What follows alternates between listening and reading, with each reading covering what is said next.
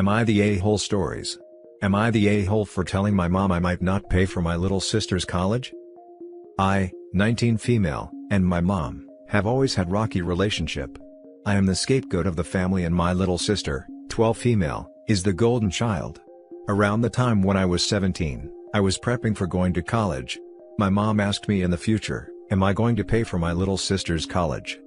Being 17-year-old me and even still now, I don't know if I'll have money to pay for my little sister's college, so I told my mom I don't know, and that if I did have money, I would help my little sister with her tuition if she had good grades. She didn't think the answer was good enough, and believed my answer should have been an unconditional yes. Because I didn't answer yes, my mom decided to pull my college fund, and I've been paying my tuition by myself this whole time. I'm currently a sophomore in college and it's been rough. However, I feel as if I was being a bad older sister. My mom still blames me for not wanting to help my little sister. I do want to help her, but it depends on her grades in school. It's gotten really hard to keep up with school and paying tuition, so I recently had to transfer from a good university to a cheaper community college that might not have a good recognition for my future jobs. My little sister is doing alright in school, since she gets special help with her individualized education program. She had a mild speech problem but that was in kindergarten, but she really just doesn't want to do schoolwork or try in school. I have just been feeling really bad, because now, I really don't know if I can ever help her with college because I'm in so much debt. Now for the top comments. The hell? Why on earth would it be your responsibility to pay for your sister? Not the a-hole, your parents suck. This is not your responsibility, and don't let your parents gaslight you into thinking it is. If this is how they're going to treat you, you need to focus on taking care of yourself. I'm sorry this has been put on you. I really can't believe her mother pulled out her college, leaving her completely alone with that big debt, all because she didn't have the right answer to her question. They didn't even intervene when because of that, she had to downgrade colleges?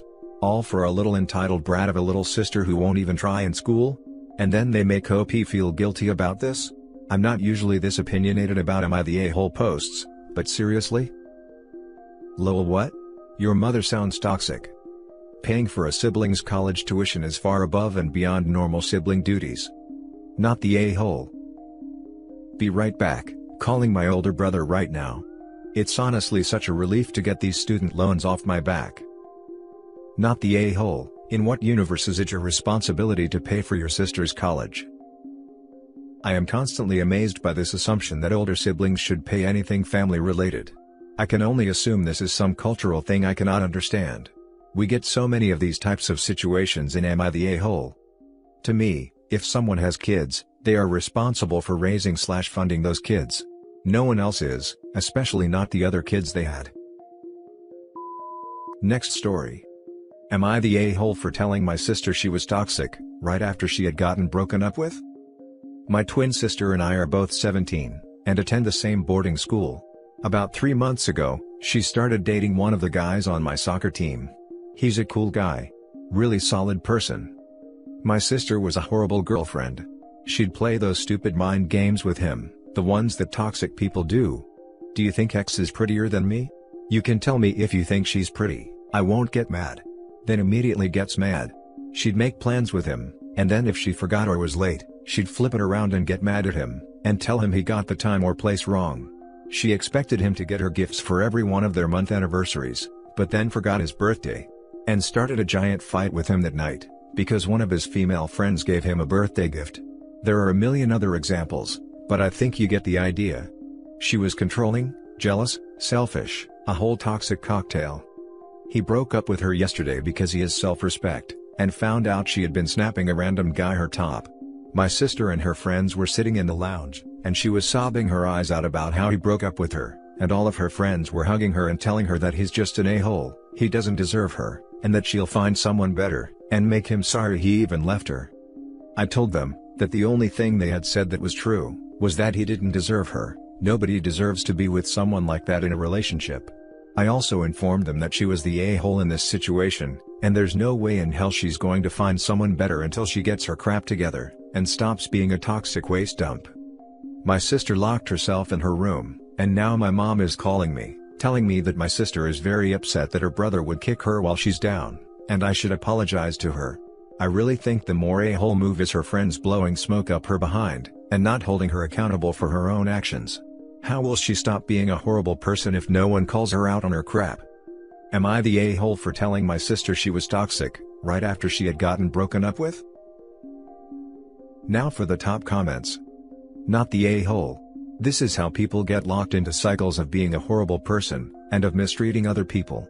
They exist in a circle that tells them what they want to hear, instead of what they needed to hear. If your sister doesn't recognize her own toxic behaviors, she won't find a happy relationship. Honestly, your mother should be recognizing this and should not be telling you to apologize. Something tells me this is how the mom has always behaved, to excuse her daughter's behavior. Well, now she's facing the consequences of being an unmitigated a-hole, and hopefully her own brother telling her so helps. It either helps, or she goes on thinking she's the poor victim when she's the abuser, so. Not the a-hole. Your sister needed a reality check. She also seems very insecure. More emotionally manipulative and abusive than insecure, in my opinion. Not the a-hole.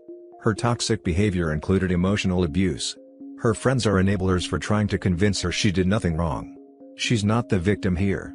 You called it out. Her toxic behavior included emotional mistreatment. And just straight up cheating.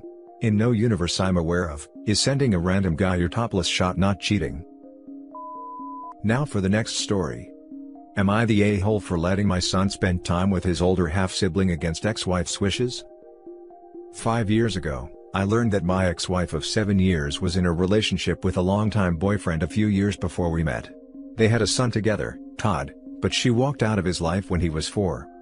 I only learned this because Todd, who was 14 at the time, found her social media account and wanted to connect with her. She confessed what happened, and that she just didn't want to be a mom at the time, so she left them. I was deeply shocked by this. We had a 6-year-old son ourselves and I couldn't fathom wanting to abandon a young child. Obviously, by the time we had our boy, she was more than ready to be a mom and could have reached out to her son again. But never did. I mean, I didn't even know of his existence.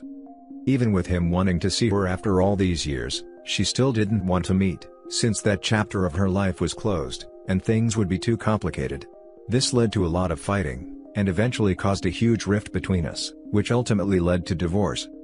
My son is 11 now and is aware he has an older half-brother out there. My son expressed interest in wanting to know his brother, and so I managed to contact Todd. My ex was completely against this, and refused to be there when her son agreed to a meeting. I met him first, obviously without my son around, and got to know him. He's a really great kid. 19 years old, college student, very kind and genuine. He was just interested in connecting with his mom's side of the family. Since our meeting, he and my son have hung out several times. My son has really taken a liking to him despite the age gap. Guess it's the excitement of having a big brother. He's all my son talks about.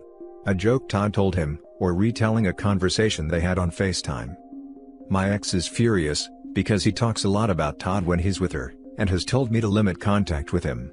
Says if my son would like to have a relationship with Todd, he can do so when he's older and can make that decision for himself. This has caused a lot of fighting between us, which has also brought in our families.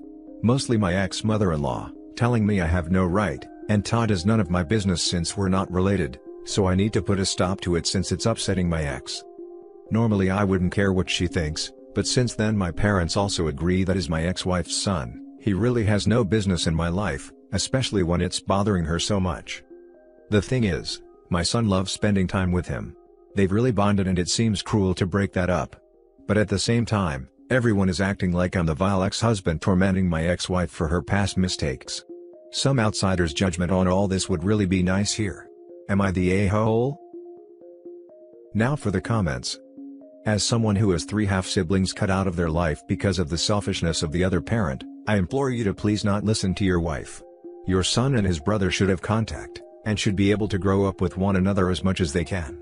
I promise you, it will make all the difference when they get older. I beg you, do all in your power to keep their bond growing. I miss my siblings every day. I cry over losing them so often. The pain of knowing that you have siblings out there who want nothing to do with you, because of the interference of an angry and jealous parent, is overwhelming. OP, I am so proud of you for giving your son this opportunity, and I hope you will continue to fight for it for your son's sake. It will be hard, but know he will be happier and have a better life for your efforts, and so will his brother. Not the a-hole, in any way. I'm very sorry to hear about your half-siblings. That sounds awful. Thank you for commenting, you've given me some things to think about. Todd is not your ex-wife's son, he's your son's half-brother and they have every right to have a relationship in the present. Not the a-hole. Not the a-hole. Your son has a right to know his brother. His brother wants that too. Your ex-wife is a jerk for not facilitating that for her two sons, and for walking out on Todd in the first place. And for marrying someone without even mentioning she has a child out there. Not the a-hole. If my math adds up, Todd is now 19, correct? So, he's an adult and wants to be a good friend and mentor to his younger brother. You or your ex have no right to stop that healthy fraternal relationship from forming. Good on him for being kind to his younger bro, good on you for allowing this. Shame on your ex and others for discouraging it. Definitely not the a-hole. Now for the last story. Am I the a-hole for making my son earn back all of his belongings? Yes, the title is as bad as it seems. I have a 14-year-old son, Steve, that I adopted when he was a little under a year old. My son's mom, a pain in the butt that she was, sadly died during childbirth. I am the only mom Steve has ever known. He loves to throw it in my face that I'm not his real mom. That's okay, I still love him more than life itself. I do not, however, love his room. Steve absolutely refuses to clean his room. We fight about this constantly. There's trash on the floor, mold growing on half-eaten food, it straight up smells like something died in there. We have tried grounding him, talking to him, and helping him but he just doesn't care. I finally got to the point last week where I spent all of Friday cleaning it. During my cleaning process, I took everything out of his room. All he has now is his bed, his dresser, his school stuff and his clothes. When Steve got home from school, he was screaming at me that I'm not his mom, I had no right to steal his stuff. His dad backed me and took his phone for his attitude lately, and we told him he could do extra chores to earn his belongings back. My sister came over this weekend, with Steve still sulking. When she asked about it, I told her exactly what I had done. She's now angry with me, calling me a witch for treating my stepson like that. Thinking about it, I think we might have taken it a little too far, but I want to stick to my word of him having to earn everything back. Am I the a-hole? Edit, I didn't realize that the situation with Steve's mom seemed like something else. They had a one-night stand when we were on a break. We decided to work on our marriage and ended up in marriage counseling when we found out she was pregnant. We gave her as much support as we could, emotional and financial, but she was angry that my husband wouldn't leave me so they could be a happy family. Steve has always known me as his mom. While Steve using the I'm not his real mom is common, it's only when he's in trouble or not getting his way. Also, we are in family therapy, we are putting Steve in individual therapy. Now for the comments. Not the a-hole, what you did sounds fair. Considering you've been in his life since before he was 1, I feel very sad that he keeps throwing "you are not my real mom" in your face. I have a hunch this might have something to do with the fact that she refers to his biological mother as a pain in the butt. Steve has never heard me say anything like that about his mom. I work hard to only say good things and share good stories of her with him. The only reason I say she was a pain in the butt is, she was constantly showing up to my work and my house to talk sense into me, and make husband leave me and date her. Not the a-hole. I'd be less sympathetic to your viewpoint if it was just typical teenage boy clutter. But there's trash on the floor, mold growing on half-eaten food, it straight up smells like something died in there. This is a freaking health hazard, and is unacceptable. Yeah, my standard for a kid's bedroom is it must be safe. As in, nothing growing, no overly bad odors, not too much dust accumulating, can safely exit the room in case of fire, etc. But let kids have messy rooms if they want. It's the only space that's really theirs, so let them decide how they want to manage it. Not the a-hole. He can't have a room reeking of death and living in filth, simply because he can't be asked to clean up after himself. Anecdotally, my middle brother had a bad habit as a teen of leaving wet towels all over the floor to turn into a science experiment. Finally, my dad had enough one day, and tipped his room in response. Every time he left a wet towel on the floor, Dad tipped his room. Nothing over the top, just unmade his bed and chucked it all on the floor, clothes as well. He had to clean it up each day after school until he got the point. Was it a petty parenting move on his part? Maybe. But it was non-aggressive and it worked. Shrug. Electronics are privileges at the end of the day. The only thing I would say is, instead of taking his phone away, Cut off his data and put parental controls on the phone, so that it can only be used for simple text and calls if there is an emergency. We live in a dangerous world and I do think he should have access to his phone for safety. There are apps and settings for this in both iOS and Android. The rest of his stuff, he can earn back by not being a pig pen. And that's it for this video guys. If you have thoughts to share, leave a comment below. Don't forget to hit like and subscribe if you like this content. I'll catch you in the next one. Good day everyone.